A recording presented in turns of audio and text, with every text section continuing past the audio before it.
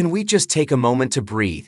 Seriously, grab a coffee, sit down, and let's talk about what went down on Jimmy Kimmel Live last night, because if you missed it, you missed a moment of television that was equal parts hilarious, exhausting, and just, wow. We all know the feeling of doom scrolling. You're lying in bed, the blue light is frying your retinas, and you just can't stop refreshing the feed. But what happens when the person doing the doom scrolling and the doom posting is the President of the United States? And what happens when he does it for 5 hours straight? Jimmy Kimmel didn't just tell us what happened, he showed us. And folks, the visual was enough to make your thumbs ache in sympathy. The Manic Monday Marathon. It was Tuesday night, December 2, 2025. The studio audience was buzzing, maybe expecting the usual monologue jabs. But Kimmel had something different in mind. He walked out, looking fresh but with that glint in his eye that says, "You are not going to believe this." He didn't waste time. He dove straight into what he dubbed a Manic Monday Marathon of social media activity from President Donald Trump. Now, we're used to the late-night tweets or truths, right? We've been riding this roller coaster for years. But this was different. Kimmel explained that starting around 7:00 p.m. on Monday night and raging until nearly midnight, Trump unleashed what Kimmel called a furious social media blitzkrieg. He went completely off the rails last night, Kimmel told the crowd, his voice mixing disbelief with that signature weary amusement we've all come to relate to. The man who's allegedly running the country banged out an onslaught of posts and reposts. It's an average of every 2 minutes for 5 hours straight. The wall of text that stunned the room. Then came the moment that really sold it. Words are one thing, but seeing is believing. "Do you want to see what that looks like?" Kimmel asked. The screen behind him, usually reserved for funny clips or graphics, suddenly transformed. It wasn't just one screenshot. It wasn't 10. It was a massive scrolling wall of screenshots tiled together, representing every single one of the 160-plus posts Trump fired off in that 5-hour window. The audience actually gasped. You could hear it, a collective intake of breath, followed by that nervous, incredulous laughter that happens when reality is stranger than fiction. It looked like the Matrix Code, but instead of green digital rain, it was a cascade of grievances, caps lock, and conspiracy theories. "This is really it," Kimmel said, gesturing to the digital avalanche looming over him. That's what he did last night. Then, he dropped the line that had everyone losing it. "Do you know how long you have to be on the toilet to post that much?" It's funny because it's crude, sure, but it's also funny because, well, we were all thinking it. It grounded the absurdity of the situation in the most human, relatable way possible. The question we were all asking, where was Melania? But the moment that really cut through the noise, the moment that felt less like a political jab and more like a genuine question about a very strange marriage, was when Kimmel brought up the First Lady. Amidst this digital storm, Kimmel paused and asked the question hanging in the air. Here's what I wonder. What was Melania doing during this 5-hour Manic Monday Marathon? Hiding under the Christmas tree. The audience roared, but there was a layer of truth to the humor. It paints such a vivid picture, doesn't it?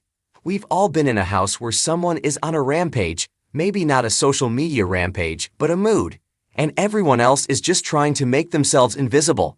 The image of Melania, quietly blending in with the holiday decor while her husband furiously types away in the other room, is both hilarious and weirdly sympathetic.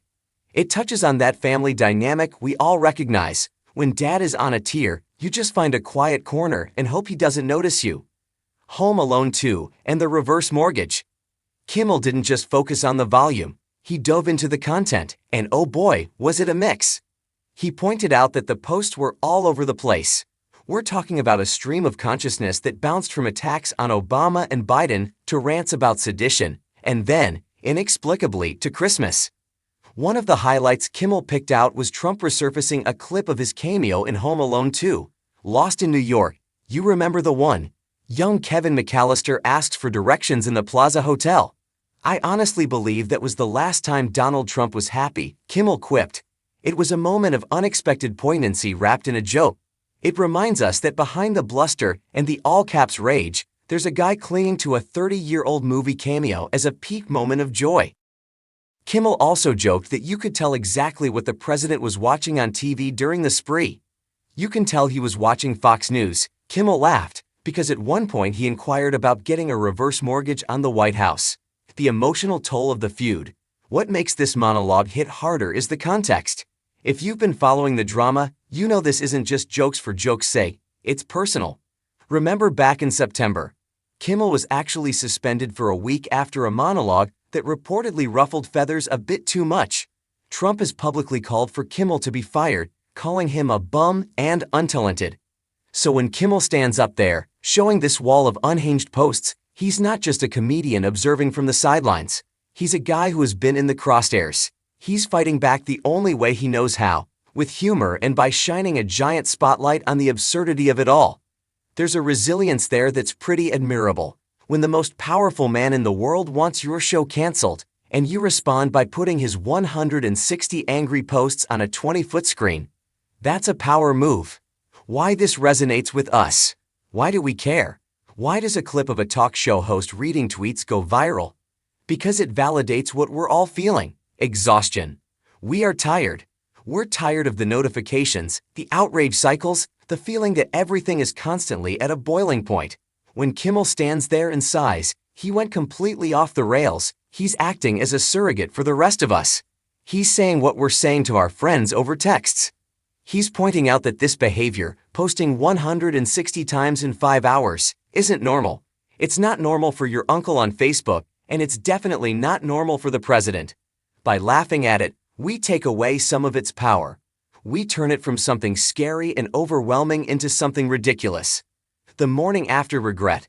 Kimmel wrapped up the segment by noting that after the midnight cutoff, Trump finally went quiet for a few hours. He was back at it before 6:00 a.m., declaring Truth Social the best and claiming nothing even comes close.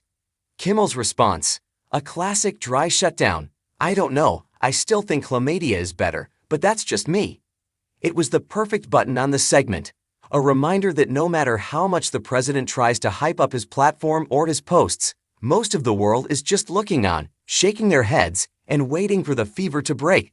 The takeaway: in a world that feels increasingly robotic and scripted, watching Jimmy Kimmel stand in front of that wall of digital noise felt incredibly human.